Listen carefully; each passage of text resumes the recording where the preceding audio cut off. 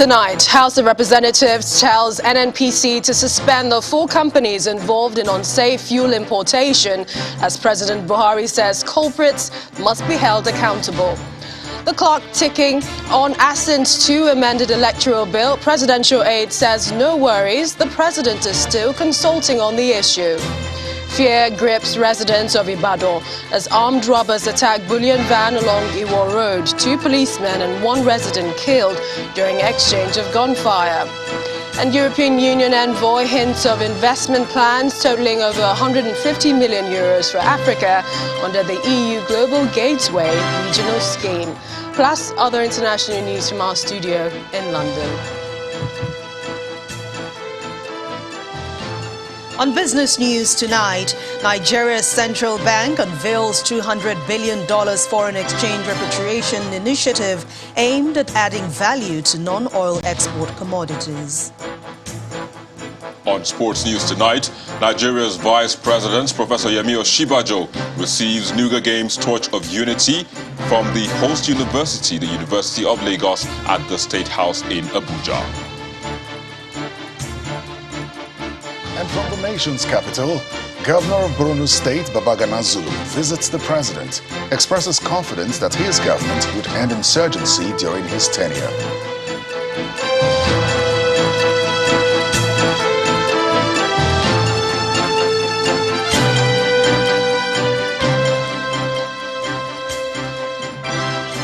And it appears the outrage trailing the recent importation of unsafe petroleum products into the country is yet to die down. This time, lawmakers in the lower chamber of the National Assembly are wading into the issue, with the House mandating its Committee on Petroleum Downstream to investigate the matter with a view to bringing the culprits to book. The House is also asking the Nigerian National Petroleum Company Limited to suspend the 4 companies it said imported the bad petrol. Our correspondent Terry Kumi reports.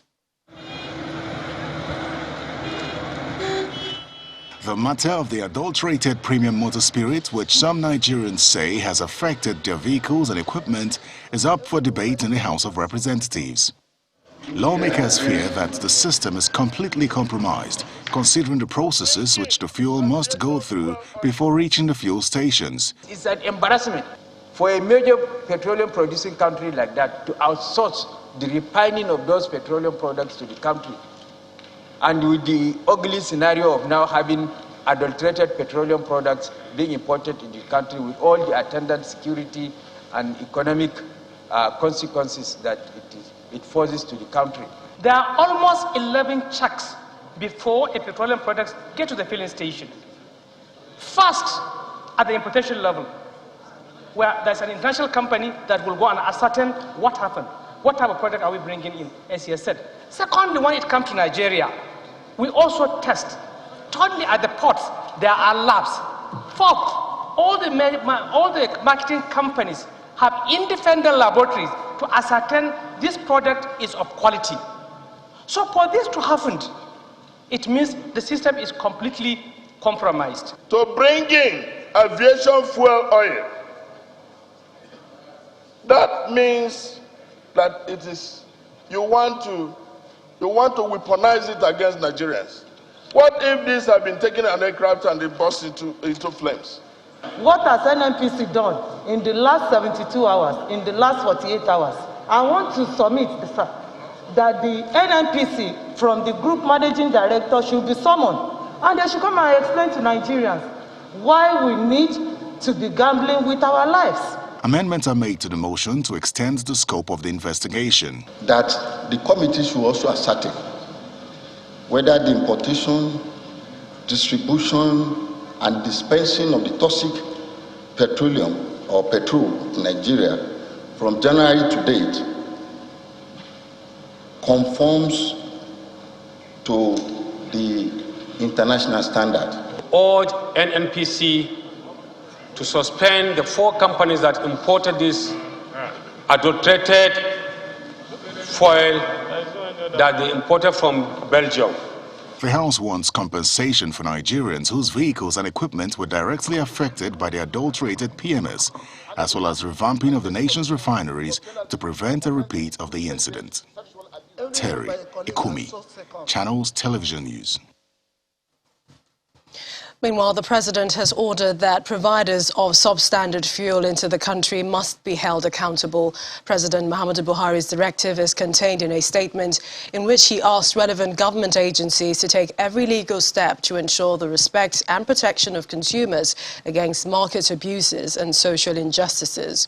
On the petroleum product shortages arising from the importation of bad fuel, the president says the protection of consumer interests is a priority of the present administration and is ready to take all necessary measures to protect consumers from hazardous products. He maintains that service providers must make full disclosure of relevant information on their products, and dissatisfied consumers are entitled to a proper redress of their complaints. Well, we have more on the unsafe fuel situation a little later. But to electoral matters now, the president is set to be consulting on whether to sign the Electoral Act Amendment Bill or not.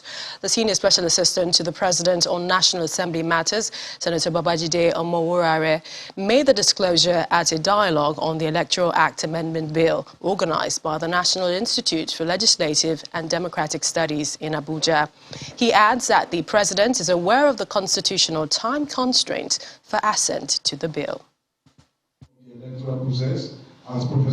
It is the National Institute for Legislative and Democratic Studies Roundtable, and it's holding with a hope to consider issues arising from the quest to secure the President's assent for the Electoral Act Amendment Bill. It's a good fundamental democratic principle. The former INEC chairman, Professor Ataru Jega, picks holes in the bill, especially the provision for campaign financing by presidential candidates. Candidate for presidency spending 5 billion naira. And the governor spending 1 billion naira for elections. It's a very, very bad law, but to my mind, it's just one aspect out of many good things that are in that bill. Whether you do direct primaries or indirect primaries, does not matter so long as political parties are not democratic. Because if there is no internal party democracy, whether you do direct primaries or indirect primaries, they will still manipulate it, they will still undermine it, and the outcome will still not be favorable to the people. Beyond the issues identified during the roundtable, what many Nigerians are expecting is for the president to give his assent.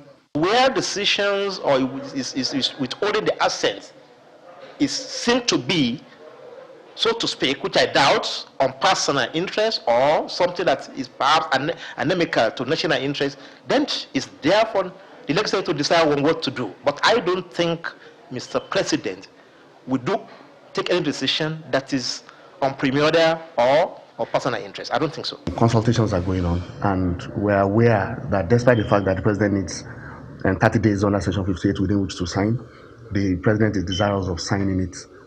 Otherwise, I don't know. I can't speak for him now. Is the consultation that is going to be a result of the consultation, whether he signs or not. But we know we have time constraints. The bill is considered critical to the 2023 general elections, and stakeholders here are hoping that the president signs the bill in good time for the election. Well, still ahead of the 2023 elections, the president is urging diplomats in the country not to meddle in the nation's internal politics. President Muhammadu Buhari gave the caution during a presentation of letters of credence at the State House by the ambassadors of Czech Republic, Italy, Spain and Israel. He had in October 2021 issued same caution to diplomats, whom he also asked to adequately monitor the build-up to and the conduct of the 2023 general elections.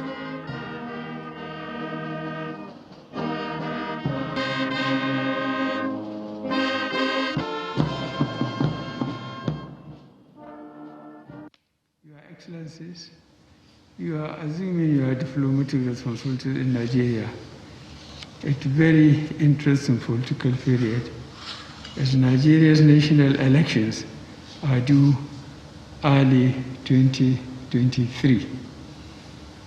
As you settle down in the face of these developments, it is my hope that you will also be guided by diplomatic practice to ensure that your activities remain within the limits of your profession as you monitor the build-up to and the conduct of the general elections next year. I strongly believe that you will build lasting friendships in the course of performing your duties that will go beyond your respective assignments in Nigeria. For us in Nigeria, we continue to make steady progress despite the daunting challenges, especially in the areas of insecurity, fight against corruption, diversification of the economy, and our efforts in promoting good governance, amongst other aspirations. Nigeria's President Muhammadu Buhari. And to security, 2 policemen and 1 onlooker were today killed during an exchange of gunfire between security agents and some armed robbers who attacked a bullion van in the War Road area of Ibadan, the Oyo State capital. The attack, which occurred around 1 p.m. today, left people scampering for safety as the firefight between the robbers and security agents lasted for some minutes, with some motorists abandoning their cars in the middle of the road. According to the Commissioner of Police, in a statement, the policeman and the resident were confirmed killed after her initial visit to the scene of the attack, where she said one of the robbers was killed during the firefight.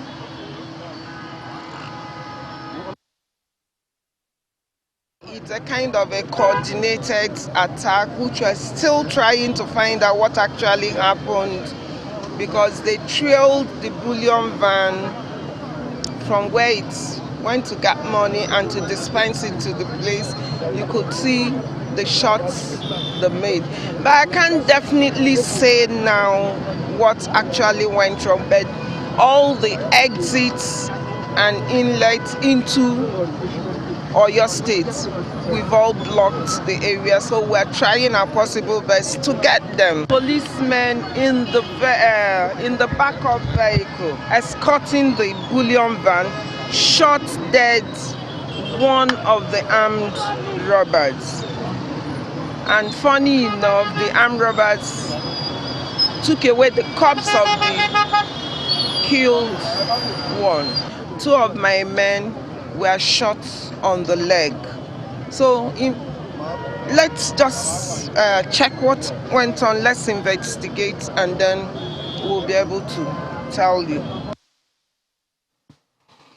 Governor Babagana Zulum is expressing confidence that the challenge of Boko Haram insurgency will end under his tenure, which expires 2023. The governor stated this today after a meeting with the president in his office to apprise him of the progress regarding the surrendered insurgents.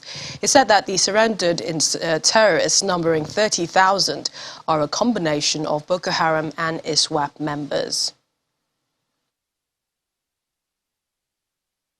I was here to brief Mr. President on the status of Borno State as regards security as well as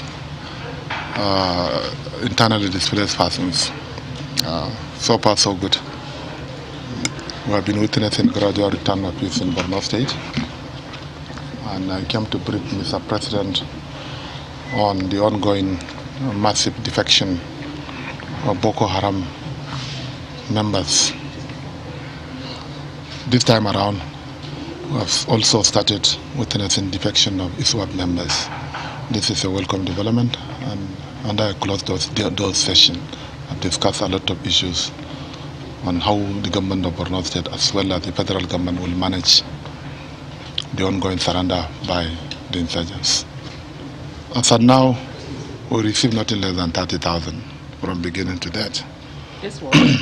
No, both Boko Haram. ISWAP, we have started receiving them in few numbers, but we have also, Boko Haram, we have started receiving them in huge numbers. The kinetic measures alone will never end the insurgency. The social and political dimension of this crisis is very important. So we have decided to engage them through dialogue and mediation with a view to ensuring that many of them should lay their arms. And so far, so good. The objectives have started yielding positive result. Honestly speaking, the way we are going, with the support of the federal government, with good management, Boko Haram will be over very soon. Effectively, you're saying in 2023, this would end? Inshallah. In part 2 after the break, we have more on security. Military gives updates on the fight against terror, says 120 terrorists have been neutralized in less than a month. Please stay with us.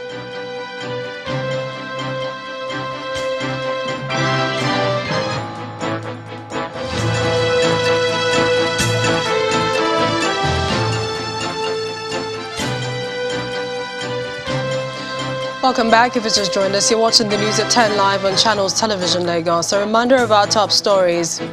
House of Representatives tells NNPC to suspend the 4 companies involved in unsafe fuel importation. President Buhari says culprits must be held accountable. The clock ticking on assent to the amended electoral bill. Presidential aide says no worries. The president is still consulting on the issue. Ibadan residents in fear as armed robbers attack bullion van along Iwo Road. 2 policemen and 1 resident killed during exchange of gunfire. And European Union envoy hints of investment plans totaling over 150 million euros for Africa under the EU Global Gateway regional scheme.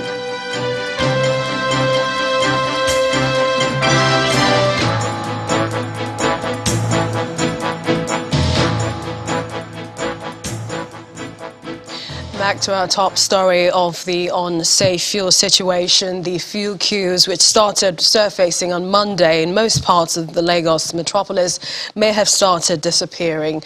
The fallout, however, are still being processed in several quarters. This next report, our energy correspondent, Olu Phillips, brings us an update.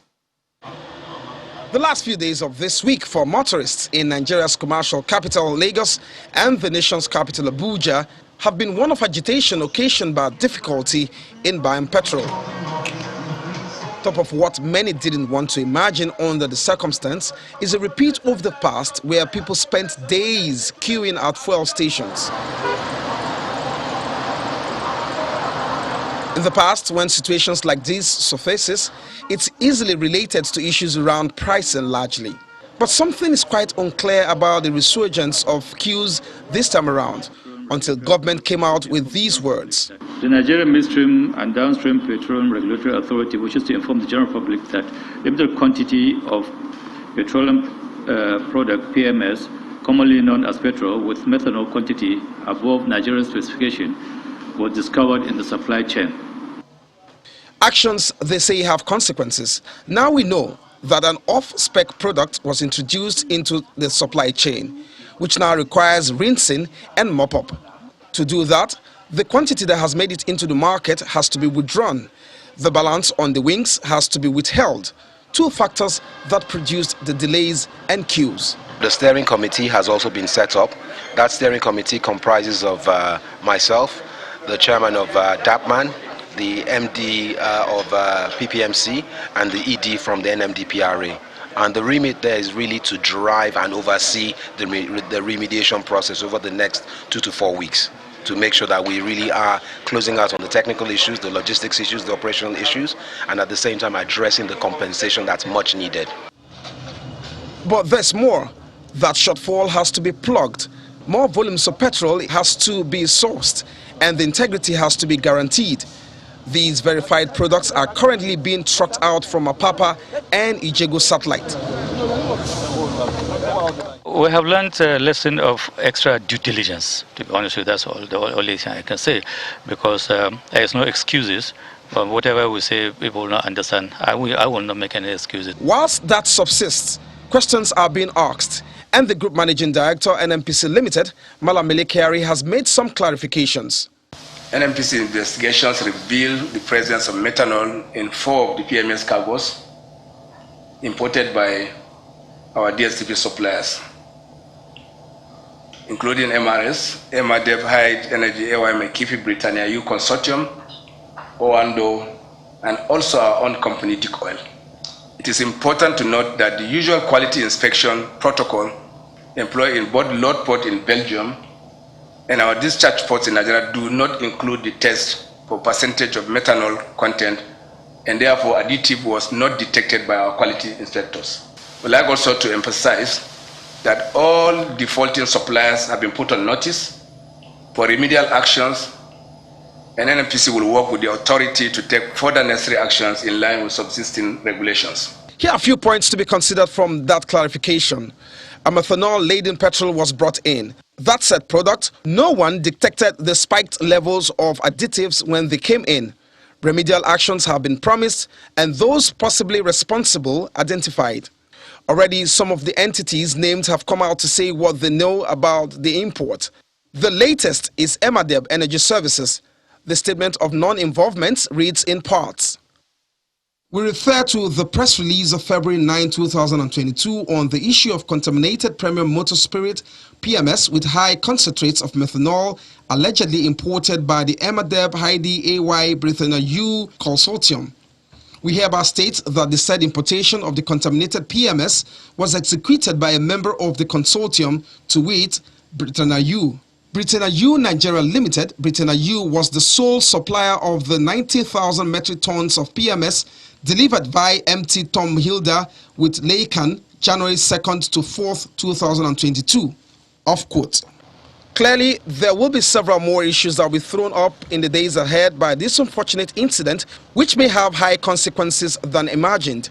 For now, motorists can heave a sigh of relief as the impact of increased supply is being felt with the queues thinning out. Olu Phillips, Channels Television News. And to other stories, ahead of Saturday's Federal Capital Territory Area Council election, the All Progressives Congress APC has held a mega rally in the FCT. The party says it is confident of winning all the 63 wards of the 6 area councils and calls on its supporters to turn out en masse to cast their votes. Those who attended the rally include Governor David Umahi of Ebonyi State, his Nasarawa State counterpart, Governor Abdullahi Sule, and the Minister of State for FCT, Mrs. Ramatu Aliyu, among others. Our correspondent, Emperor Simon, reports. The candidates, please. Councillorship candidates, can they please... Less than 48 hours to the FCT area council elections, the All Progressives Congress is holding this mega rally to drum support for its candidates contesting for councillorship and chairmanship positions in the election. One after the other, some of the party leaders in attendance addressed the supporters. Do not mind the frustrated people. They are frustrated, and you can see we've done our homework. You have done the homework very well. You've done the campaign. You have reached out.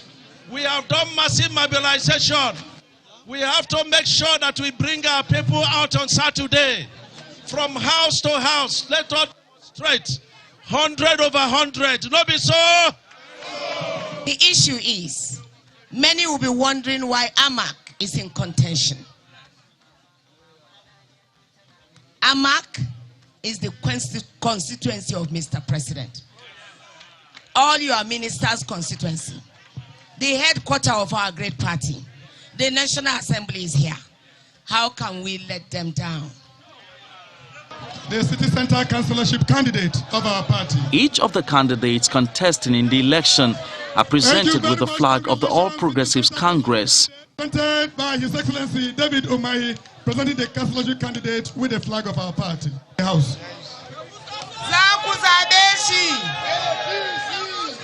The chairman of the APC National Campaign Council Committee for the election, Governor Hope Uzodinma of Imo State, urges the party supporters to ensure they guide their votes during the elections. On Saturday, you go out en masse to vote for APC. I bring you an information. I am told that when you vote, you usually leave your vote and go home. On Saturday, don't leave your vote and go home. You have to protect your vote. You have to wait at the polling unit until it is announced and uploaded into the platform. It's also a moment of reconciliation as the former APC aspirant for the chairmanship of the Abuja Municipal Council, AMAC, Mr. Suleiman Gwagwa, who lost at the Supreme Court hours before the rally, announced his support for the candidature of Mr. Murtala Karshi.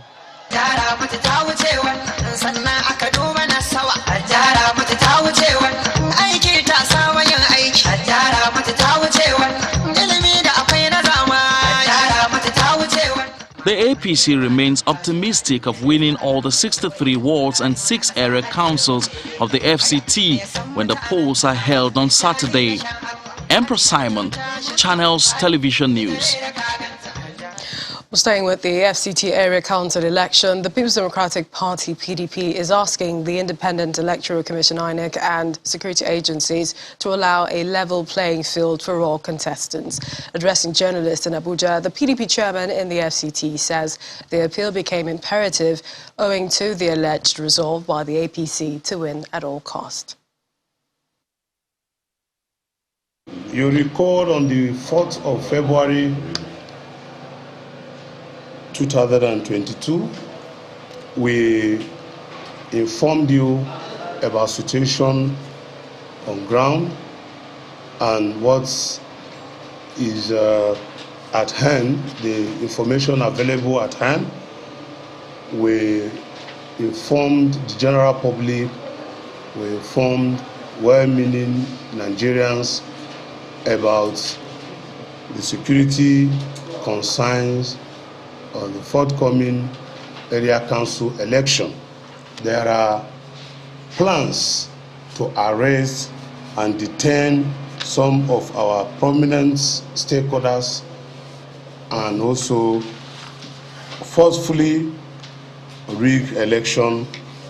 FCT are peace-loving people, PDP are peace-loving people. In as much as we have asked our electorate to be calm and law-abiding citizens, we urge INEC to do the needful and to conduct free, fair, and credible election. And Terry Kumi is standing by in Abuja with more stories. Hi, Terry. Hello, Millicent. The Defense Headquarters says troops have neutralized 120 terrorists and arrested 50 in various operations in the Northeast, Northwest and North Central between January 20 and February 10 this year. This is coming from the Director of Defense Media Operations, Major General Bernard Onyuko, during the bi-weekly briefing of the Defense Headquarters in Abuja. According to him, 965 terrorists and their family members also surrendered to the troops within the period under review.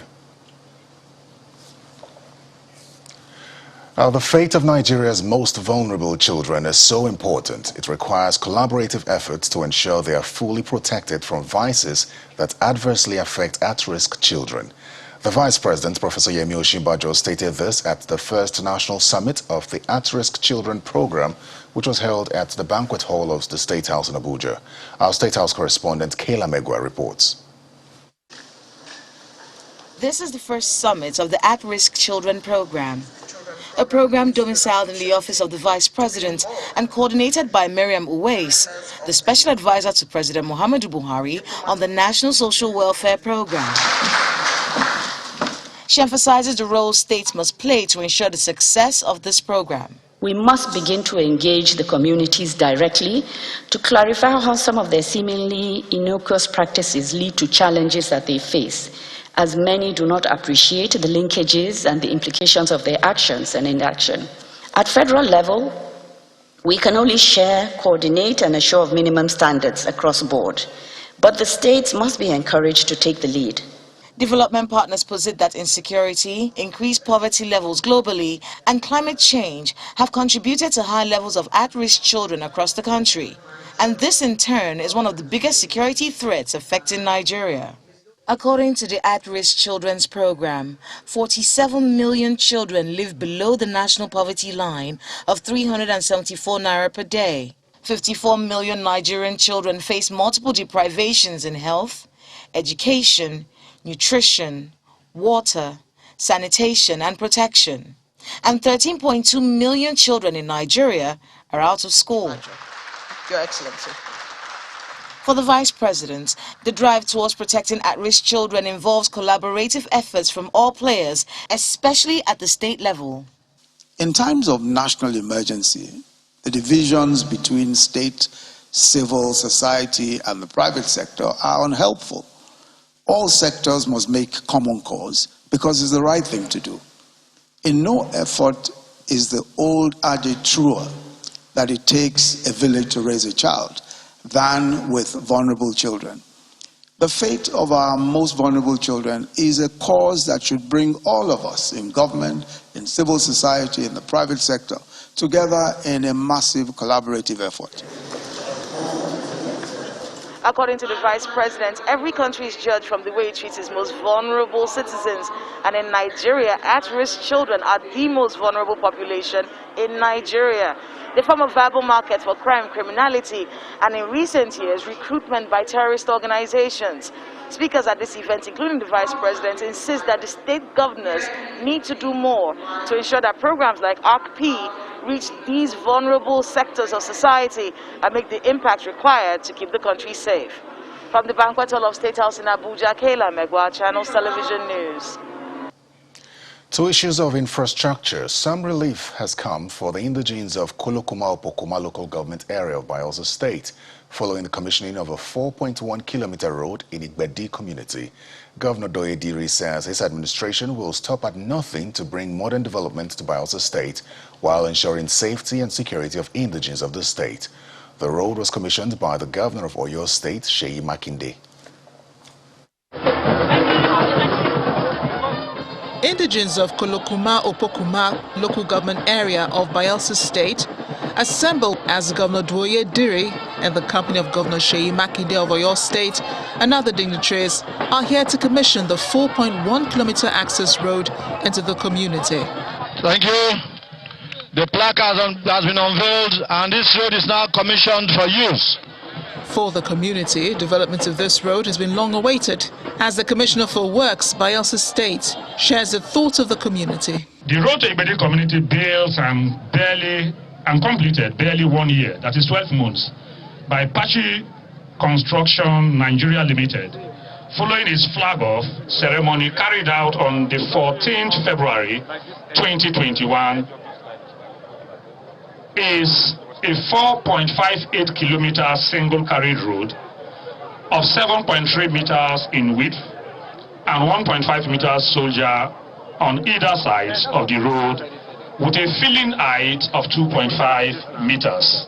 Governor Diri, who is excited about the project, speaks on what more to expect from his administration. Today, as has already been stated, is an epoch-making day, a historic day for the Igbedi community, for Kolokuma-Opokuma local government, and indeed for Bayelsa State. And as it is with this government, we pray that the Almighty God will rain resources upon this state. And we are going to construct more roads to link up our communities.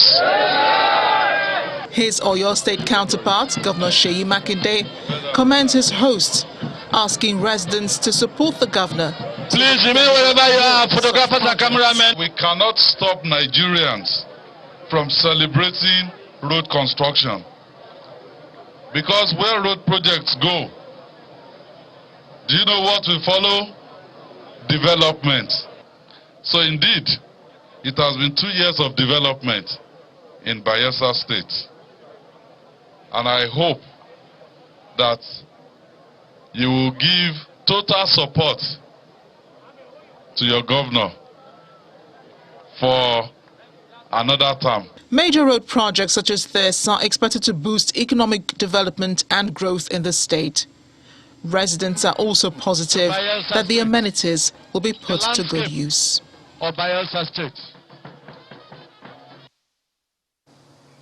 That's all from Abuja. Back to you, Millicent. Thank you, Terry. The Nigerian Railway Corporation has formally launched its railway advertising platforms to brands across the country. The platforms were launched in collaboration with advertising agency B2YB to ensure that opportunities available in the railway sector are maximized. In 2021, President Muhammadu Buhari commissioned the largest train station in West Africa, the Mobolaji Johnson Station, Ibutemeta, Lagos, as part of the launch of the 156-kilometer Lagos-Ibadan standard gauge railway line. Operations are currently ongoing on the line, as well as other railway lines across the country. So, to maximize the infrastructure, the Nigerian Railway Corporation is opening its advertising platforms to brands for use. That is the opportunity to advertise products and services to Nigerians at our stations. Currently, we have over 2,000 people moving through this station on a daily basis. By the time you take this to all the stations on the line, you can imagine the number of people that will be moving through the stations on our trains and the exposure that advertisers can get from this opportunity. In that light, the NRC has looked to partner with the advertising agency, B2YB, to ensure that this opportunity is maximized. To provide these opportunities to brands, the NRC is partnering with advertising agency B2YB, and they are offering first-comers an advantage to enjoy the platforms at discounted rates. There's immense opportunity for brands to come and leverage the numbers that we have here, to drive the kind of reach and awareness for their brands that they want. And as well, because of the frequency of the travels of these trains, it's a very key touch point for your brands, to drive the frequency and the audience size to drive brand visibility and engagement. There's opportunity for in-coach, out-coach, branding. There are opportunities around the terminal where you can have, point of sale opportunities to drive brand engagement and visibility for your brand as well. The railway advertising platforms have been launched officially, and both the NRC and B2YB expect that Nigerians will leverage them and take advantage of the opportunities available in the railway sector. In other company stories, the Xiaomi Corporation, makers of smartphones and accessories, have stormed Lagos with the launch of a new set of phones, the Redmi Note 11 series for the Nigerian market. The new products, Redmi Note 11, 11S and 11 Pro, come with upgrades which include an improved camera system and faster charging speed, among other enhancements.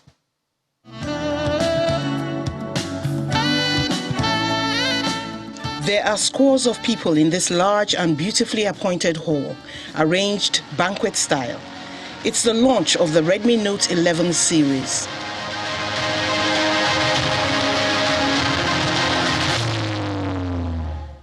Several performances keep the crowd entertained before staff of the Xiaomi Corporation extol the merits of their newest creation, the Redmi Note 11 series. Now, this is the ultimate powerhouse combo. A 67 watts fast charger and a 5000 mAh battery as well. We're going to put this into perspective because you're going to enjoy a whole day of battery without fear and without worry. The reviewers are also excited about the Gorilla Glass 5 feature.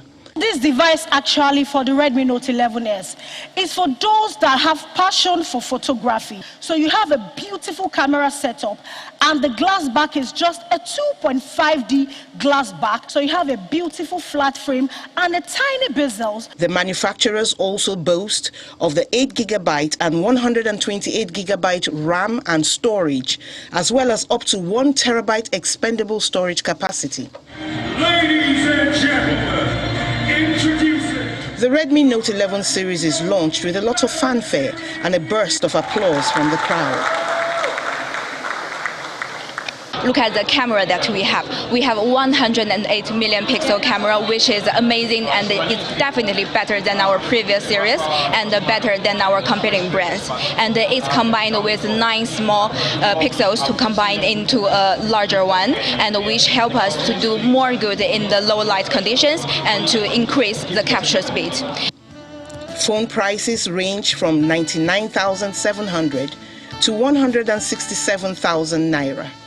Also on offer are a range of accessories like the Redmi Watch 2 Lite, the Redmi Bud 3 Pro, and the Redmi Bud 3. Electronic giant Samsung has introduced a new range of smartphones with 5G network into the Nigerian market. The latest series of Galaxy S22 base, S22 Plus and S22 Ultra were announced at this year's Samsung Unpacked 2022 global event streamed live in Nigeria and other parts of the world.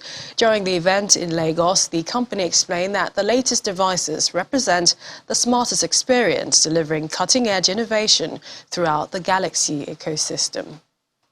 Use the hashtag Samsung Unpacked. Just like what was obtainable in most previous occasions, Samsung Electronics is using the first Samsung Unpacked global event in 2022 to reveal a new series of smartphones, the Galaxy S22 base and S22 Plus and S22 Ultra.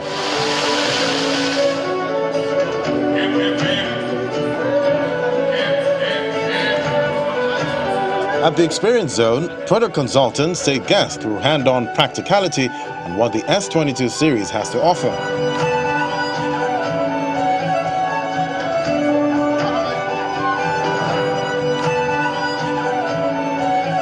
The Galaxy S22 base and S22 Plus are pretty much business as usual, taking some cues from last year's Galaxy S21, but with dynamic cameras and advanced intelligent image processing, among other features. The Galaxy S22 Ultra has a whole new design and features. It blends the power of Galaxy Note and the pro-grade camera and performance of the S series with a built-in stylus pen. With the S Pen, they can easily work, define, paint as much as they want to do with the Samsung S22 Ultra. The price for each of the three variants are tagged according to their specifications and features. Samsung Nigeria has also made the purchase easier with a flexible payment plan and after-sales service. If a consumer walk into our authorized dealer stores, they decide to spread the plan. What they need to do is that they make a down payment of about 20% and then they spread the balance payment either for 3 months, 6 months or 12 months. However, the exciting thing is that for consumers that will be spreading the balance of payment for 3 months to 6 months, Samsung will actually bear the cost of the interest, which is about 5%. With the Samsung Care Plus, you're able to repair your faulty screens at a discount. Specifically for these devices, you're able to repair your screens at just 22,000 naira 500. Pre-ordering any of the Samsung Galaxy S22 series is on, just as the company says it has made them available in all its authorized retail stores. To other stories now, the Executive Director of the Lagos-based International Press Center, Mr. Lanre Arogundade, has been freed by operatives of the State Security Services. Mr. Arogundade was earlier arrested at the Murtala Mohammed International Airport upon his return to the country from the Gambia. Senior Advocate of Nigeria, Mr. Femi Falana, had demanded his immediate release. In a statement, Mr. Falana had said that no reason was given for his arrest and detention. We're off to some business news. Here's Anne Wilder.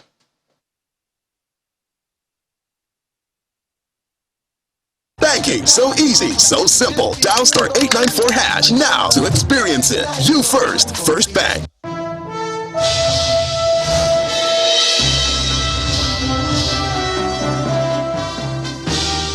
Thank you, Millicent. We begin business news with the governor of the Central Bank of Nigeria announcing a $200 billion repatriation for exporters, which is expected to run 3 to 5 years. This initiative, according to Mr. Emefiele, targets increased exports, value addition and improved foreign exchange for the government. Another segment of the plan includes a non-oil rebate scheme, a central warehousing scheme, as well as a concessionary and long-term funding for non-oil exporters. The central bank governor, Mr. Godwin Emefiele, is leading other top management officials of the Apex Bank to brief journalists on key decisions taken after the first Bankers Committee meeting for the year. The Central Bank of Nigeria. First, the central bank governor reels out the total intervention secured by the bank to ameliorate the plight of Nigerians in the wake of the COVID-19 pandemic. These figures, according to him, runs into over 3 trillion naira, with a decline in the interest rate from 9% to 5% between March 31st, 2022 to March 31st, 2023. Specifically, under the Anchor Borrowers program, we have disbursed 948 billion to 4.78 million smallholder farmers who cultivated 5.2 million hectares of farmlands across the country, thereby creating 12.5 million direct and indirect jobs. And then he speaks of the recent initiatives taken by the bank and the Bankers Committee to boost export activities. The RT200FX program is a set of policies, plans, and programs for non-oil exports that will enable us attain a lofty yet attainable goal of $200 billion in FX repatriation exclusively from non-oil exports over the next 3 to 5 years. The export initiative, codenamed Raise to $2 billion Foreign Exchange Program, has 5 anchors, namely Value-Adding Exports Facility, Non-Oil Commodities Expansion Facility, Non-Oil Rebate Scheme, Dedicated Non-Oil Export Terminal, and the Non-Oil Export Summit. Each of these programs targets specific objectives. Today, we are also announcing the introduction of the Non-Oil FX Rebate Scheme, a special local currency rebate scheme for non-oil exporters of semi-finished and finished produce who show verifiable evidence of export proceeds repatriation sold directly into the I&A window to boost liquidity in the market. The central bank plans to achieve this lofty dream through the support of commercial banks and state governments. The overall objective, according to the Apex Bank, is to drive growth. The local stock market sustained the rebound recorded in yesterday's trading session on the back of investors' interest in some key banking and consumer goods blue chip stocks. Will Ibong tells us more.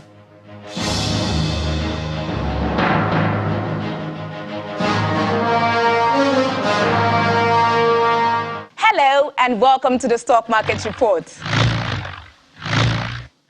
The NGX sustained positive sentiments after locking in its first gain of the week yesterday and erasing almost all the losses recorded on Monday and Tuesday to end the day in the green. Now the sea of green continues as all the indexes close out with gains. However, we're seeing a few outlier moves in the oil and gas sector. The index surged nearly 2%. The big driver is Total Energies. Its shares jumped 9.92%, and that translates to 23 naira 90 kobo added to its share price. Meanwhile, the banking and oil and gas indexes both jumped to a 52-week high at 428.17 and 455.26 points each. Flipping quickly to the high flyers for today, we have Guinness topping that chart, up by 10% and adding 5 naira to its share price to close at 55 naira.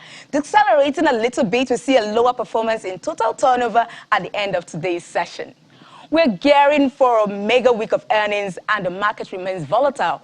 One more trading day, and I'm sure some investors are wishing they had stock picking machines to make great investments. And that's the Stock Market Report. I'm Will Ibong. It's back to you.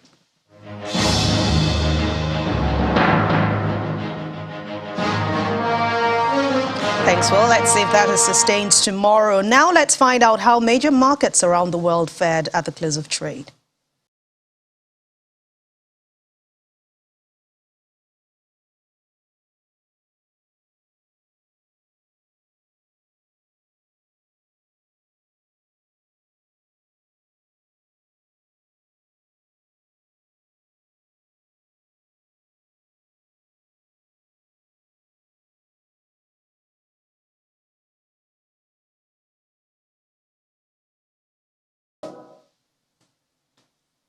Thanks for watching Business News Tonight. I'm Anne Nwawadu. The rest of the news at 10 continues now with Millicent. Banking so easy, so simple. Dial *894# now to experience it. You first, First Bank. Thank you, Anne. European Union Foreign Policy Chief Ursula von der Leyen has announced plans to invest more than 150 million euros in Africa. While details about how the funds would be raised or spent have not been made public, information on the EU's website says the funds would be earmarked for smart, lean and secure links in communications and transport and for boosting health, education and research. Here's Simon Pusey with more international news and around the world in 5. Good evening and welcome to the Channel Studios here in London with your international news around the world in 5. Russia and Belarus have started 10 days of joint military drills amid ongoing fears of a Russian invasion of Ukraine. Belarus is a close ally of Russia and has a long border with Ukraine. Footage released by the Russian Defense Ministry show tanks and missile launches being used in the drills and military jets in the air. France called the drills, believed to be Russia's biggest deployment to Belarus since the Cold War, a violent gesture, while Ukraine says they amount to psychological pressure. UK Prime Minister Boris Johnson said that Europe faces its biggest security crisis in decades. We're seeing the massing of huge numbers of tactical battalion groups, tactical groups on the borders of Ukraine, 70 or more. Paris has banned the so-called Freedom Convoy protests planned for Friday as lorry drivers head to the city. Convoys from towns and cities around France have started making their way to Paris to copy the protests happening in Canada. Police have banned the demonstrations, reminding people that interfering with the roads can carry a 2-year prison sentence or a €4,500 fine. Canada's capital city, Ottawa, has been paralysed for days by truckers objecting to COVID-19 measures there. Brazil's largest city of Sao Paulo plans to pay to move residents from landslide areas as recent deaths from floods and mudslides highlight the large number of people living in areas at risk. In late January, a mudslide following torrential rains in Franco da Roca killed 18 people whose homes were situated along hillsides. Families being removed receive a grant of about $80,000 per month for rent for 6 months. A survey says more than 130,000 homes or buildings in Sao Paulo's metropolitan region are high or very high risk for flooding or landslides. Dozens of Tunisian judges have staged a demonstration in the Tunisian capital to protest against the president's plans to dissolve the Supreme Judicial Council. The group of judges held banners and chanted slogans outside the Tunis court building, supported by protesters outside the gates to the building. After the plan met with intense criticism, the Justice Minister said on Wednesday that President Kais Saied will change the Judicial Council but not abolish it. The president said he rejected foreign interference following the widespread criticism after he announced plans on Sunday to dissolve the body that guarantees judicial independence. Hundreds of truck drivers are stuck in a blockade of a major export route out of Sudan into Egypt as opposition to a military takeover has fueled festering grievances over trade. The blockade of the route, known as the Northern Artery, began last month after Sudan sharply raised electricity prices for farmers. The protests are hampering exports of camels and other livestock. Resistance committees that have rallied demonstrators nationwide have expanded the protest along the road, along with other groups demanding more support for Sudanese farmers and traders. Britain's Prince Charles has tested positive for COVID-19, the second time that the heir to the throne has contracted the disease. The 73-year-old, who said in December both he and his wife Camilla had received their COVID vaccine booster shots, previously tested positive in March 2020, when he said he had been lucky to have suffered only mild symptoms. He spent 7 days in self-isolation at his Birkhall home in Scotland before resuming to his duties. On Wednesday, he attended a reception for the British Asian Trust, where pictures showed him chatting to other guests, including British Finance Minister Rishi Sunak. And finally, a valuable avant-garde painting has been vandalised by a bored security guard who drew eyes on faceless figures on the artwork on his first day on the job. Anna Leposkaya's 3 figures was painted between 1932 and 1934 and had been insured for over $1 million. It was on display as part of an abstract art exhibition at the Boris Yeltsin Presidential Center. However, a security guard working on his first shift is thought to have wandered over and drawn eyes on it using a ballpoint pen. The executive director of the Yeltsin Center did not identify the person but said he worked for a private security company and had been fired. And that's your international news around the world in 5. Now back to the Channel studios in Lagos.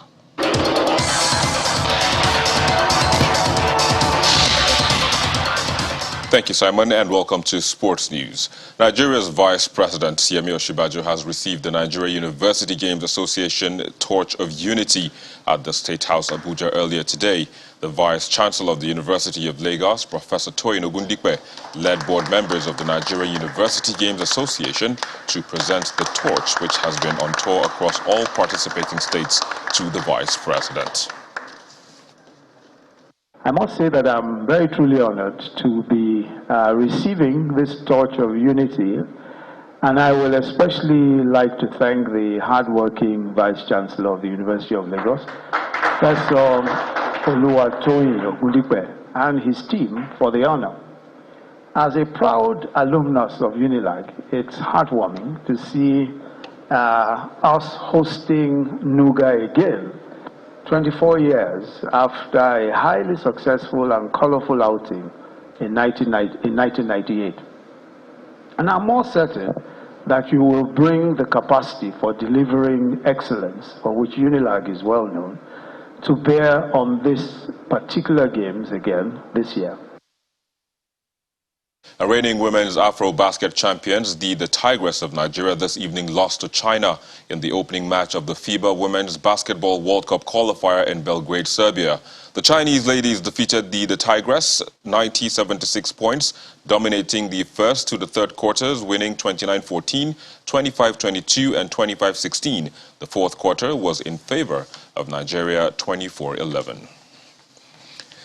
And the Nigeria Football Federation says it has received the decision of World Football Governing Body FIFA that Leicester City of England player Ademola Lookman can now represent Nigeria at international level. FIFA's Chief Legal and Compliance Officer Emilio Garcia Silvero conveyed to the NFF the decision of the single judge of the Status Chamber of the Football Tribunal earlier today. Well, that's it on Sports News. I'm Victor Matthias. It's back to Millicent.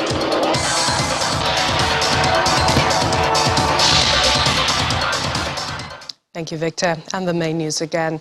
The House of Representatives today told the NNPC to suspend the 4 companies involved in unsafe fuel importation, just as President Buhari ordered that providers of substandard fuel into the country must be held accountable. That's news at 10 to 9. Thank you for watching. I'm Millicent Onwoka. Stay safe. Have a good night.